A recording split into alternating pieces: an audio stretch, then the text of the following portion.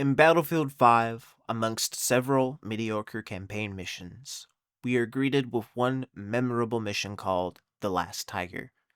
Towards the end of the campaign, once all the information of the events that transpired during a war-torn Europe, we are left with this final quote from Alice Schibold's novel, The Lovely Bones.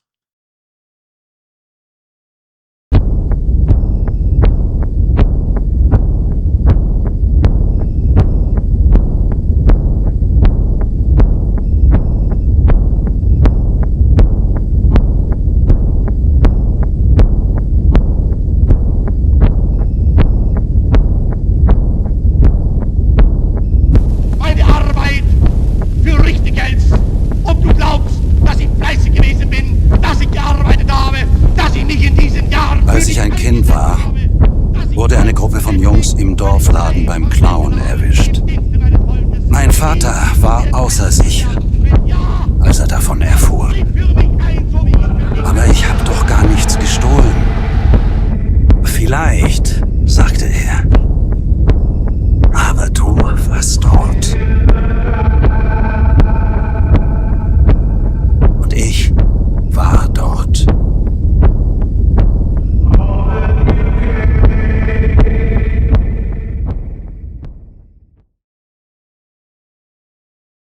When the word Nazi is brought up, the usual response is a negative one, with good reason. Rejection, denouncement, aggression. Many harsh reactions are given from people whenever a Nazi comes into contact. With good reason. A hatred for fascist pigs has become so elevated that they have transformed into mythical beasts from fairy tales. Monsters, easily cast aside. Individuals quickly dehumanized.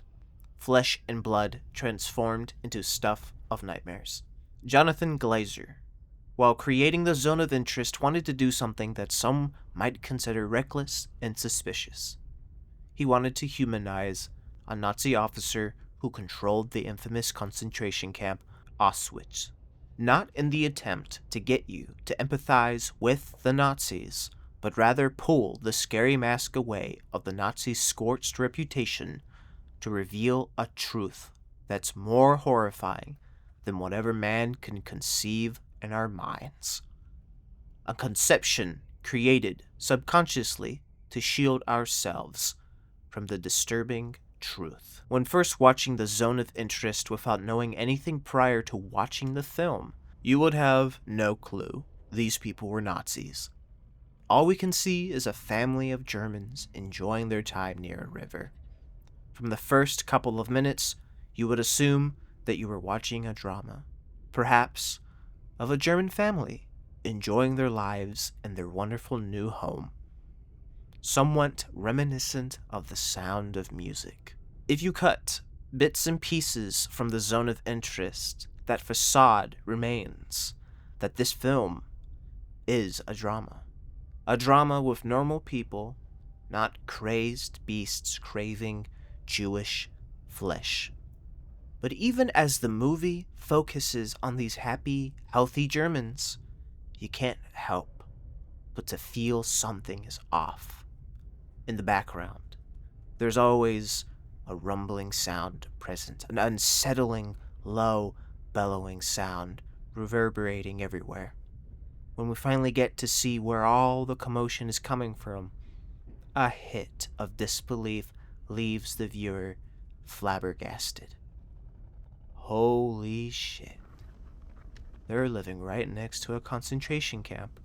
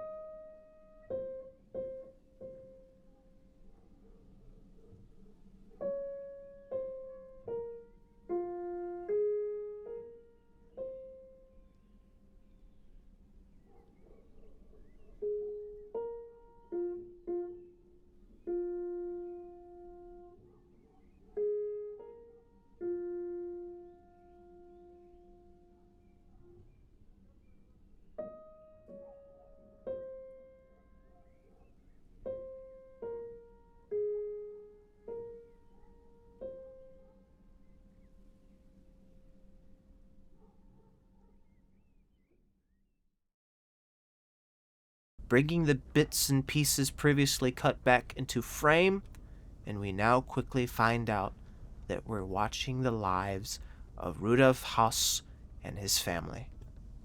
Rudolf Höss, Hitler's integral instrument in bringing the death of millions of Jews. His ruthless gas chambers and burners efficiently reducing innocent lives to ashes. When you see his face, you see pure evil because of his contribution to the Holocaust. Yet when we see him in this film, he seems normal.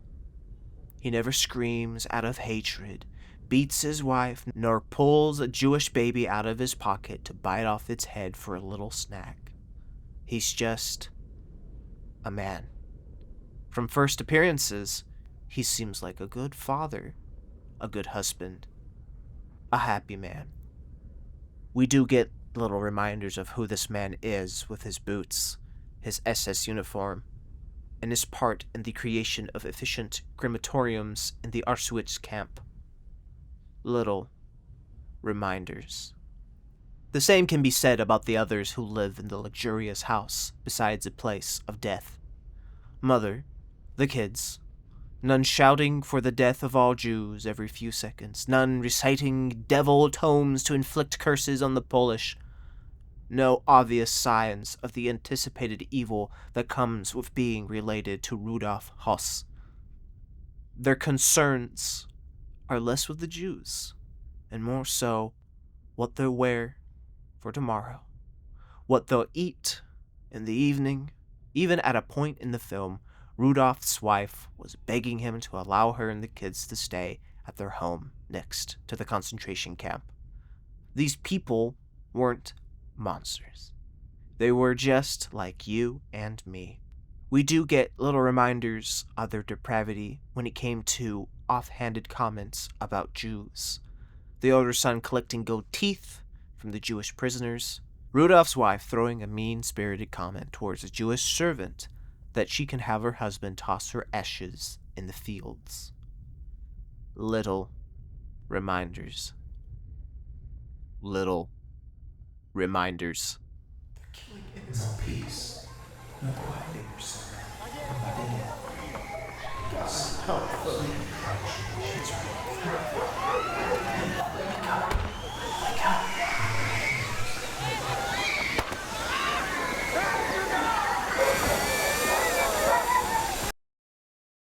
A looming dread can be felt throughout the majority of the film's runtime.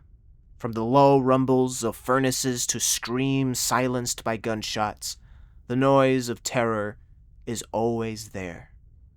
We, the viewers, are subjected to a horror that lies just beyond the brick wall. We know what lies there. We never get to see the inside of the camp, nor do we get a full look at the Jewish prisoners. Despite not seeing, we hear it all. Mostly from background noises, but sometimes we experience an ear-piercing moment of wailing and pleading before it cuts to something more pleasant. Just like that. Silenced in an instant. Omnipresent dread. The presence of evil is obvious, yet the Höss family pays no attention to it. Only in brief moments. The crying of innocent children? They carry on. The bones of the dead floating in the river where they swim? They carry on. The smog, laced with the burned bodies of thousands filling their lungs? They carry on. They carry on. As if nothing's wrong. As if they weren't a part of history's most notorious genocides humanity has ever experienced. They were blind. Or rather, they were less concerned with the lives of the Jews and more concerned about mundane things like maintaining the flowers and bushes. The mundane. How easy it can hide a blaring problem. The concentration camp was right in front of them, but they didn't care. They saw no issue. The poster for The Zone of Interest illustrates this point of lack of care from the Haas family. Everything nice and happy is visible, while the horrors that lies just over the wall are blotted out.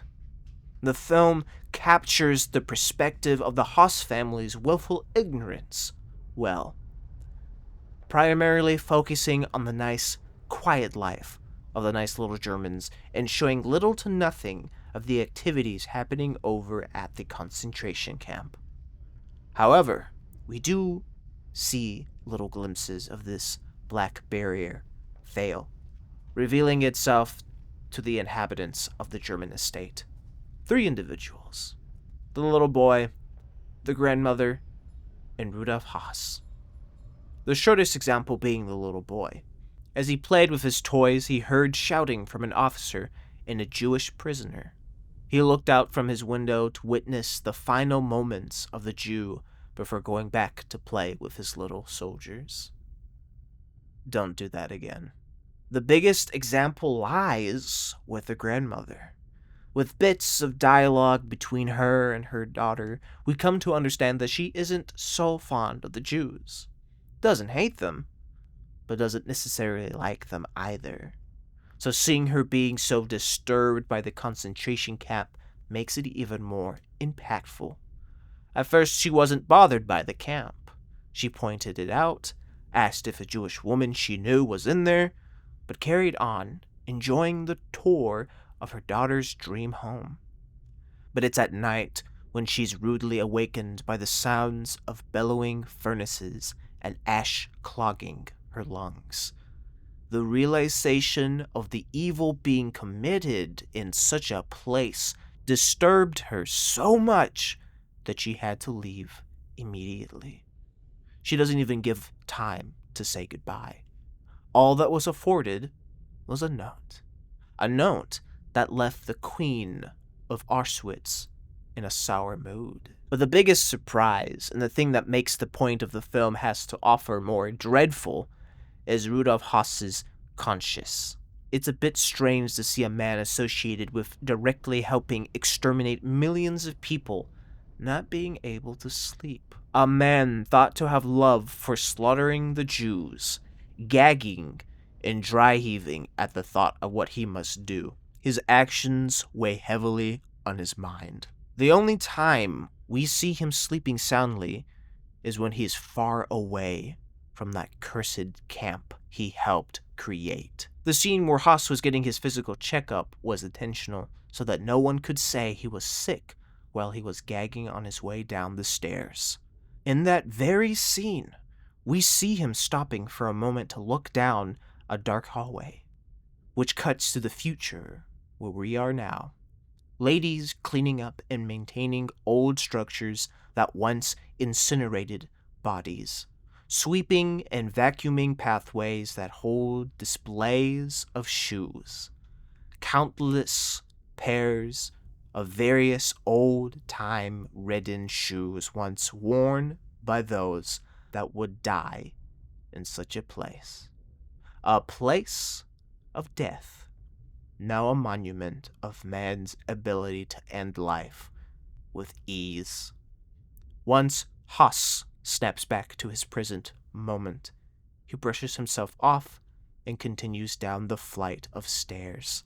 This was the moment where Rudolf Haas made peace with what he was a part of. No point in going back now. He's got a family to take care of. He carried on, not because he loves killing Jews, but because it's his job, and his job affords him nice things. But what's the point of all this? Why shine a pleasing light on a Nazi family while seemingly ignoring the blatant concentration camp? 2 reasons. There are 2 reasons why. Murderers are not monsters. They're men. And that's the most frightening thing about them. This quote captures the entirety of what the zone of interest is trying to say. These Nazis, demonized for their horrific actions, are in fact human. Flesh and blood, just like you and me. When we dehumanize a group of people for any reason, we can easily disassociate push ourselves from those who we deem to be inhuman. Only monsters could do such a thing. Oh, I could never do such a thing. If we see the Nazis as monsters, then with a level of arrogance, we can exclaim that no human could commit such atrocities. Only hate-filled, blood-thirsty, mindless savages could do these things. But the Haas family? They're none of these things. They're the opposite of what we think when the word Nazi pops into our heads. This isn't Nazi propaganda. This is a nightmare made real. The film shows us how easily man can look past evil when it's normalized, when evil becomes a step on a path to good living. Ordinary people willfully ignoring the bellowing and screeching from their fellow man, even when it's right in front of them. Even as their ignorance fades and the weight of their actions begins to crush their conscience, they still carry on. People doing things knowing full well they're in the wrong, but they still go through it for the financial, political, or social gain. People are capable of doing terrible things. You are capable of doing terrible things. You don't have to be a sick, twisted person to do evil things. You just need to lose a bit of empathy, to be a little more selfish, to do unspeakable things. Think of it as the movie is taking a dirty window and cleaning it for us. All we can see is grime and scum on the surface, but once cleaned, we're able to see what lies beyond the transparent border, which leads us right to the second point. Atrocities like those could never happen today. I could never do such a thing. Death. Turn around! My death. It's happening right in front of you. Death everywhere. Only monsters are capable of doing such terrible things. Wolves have sheets of clothing. God, what have we done? What have we Over done? Oh, God, please forgive us. Why aren't you doing anything? Somebody do something. We have to stop this. Blood. I don't watch the news. Blood. Blood. Blood. Blood. They're everywhere. Lifeless bodies. Countless. Somebody help them! Help them!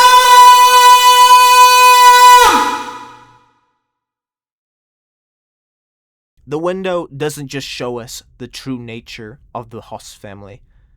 You look through the window, you'll also see horrible things happening in our time.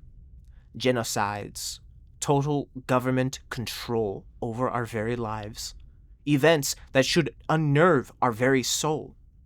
Yet so many people are unable to see it. Their zone of interest does not lie with those who need it the most. While there are people right now being exterminated, wrangled up like animals, the general public doesn't seem to care. They could have hundreds of people yelling at them to wake up, see the devastation and cruelty for themselves, yet continue to be unbothered. The zone of interest is a cautionary tale of what's happening when morality can no longer be afforded. It warns us, the viewers, that if we are not vigilant of evil, then evil will slip past and take root to form an abomination that generations will remember. The "I could never do such a thing" excuse won't hold up when you, one day, wake up to find the evil that you once thought was nowhere to be seen was right beside you the entire time. The Zone of Interest is a horror film disguised as a drama. Not because of what you see, but what you cannot see. You know what lies beyond the wall. You can hear what's happening. You know exactly what's going on. But all you can see is a happy German family living their best lives. A bone-chilling experience to have these Nazis humanized for the purpose to splash water on your face. Boiling, hot water that makes the flesh bubble. Our ignorance must stop now. We must put an end to the evil that's right in our faces.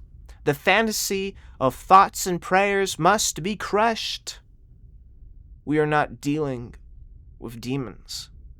We are dealing with people. Cruel, apathetic people that takes lives like cutting blades of grass. Murderers are not monsters. They are men. And that is the most frightening thing about them.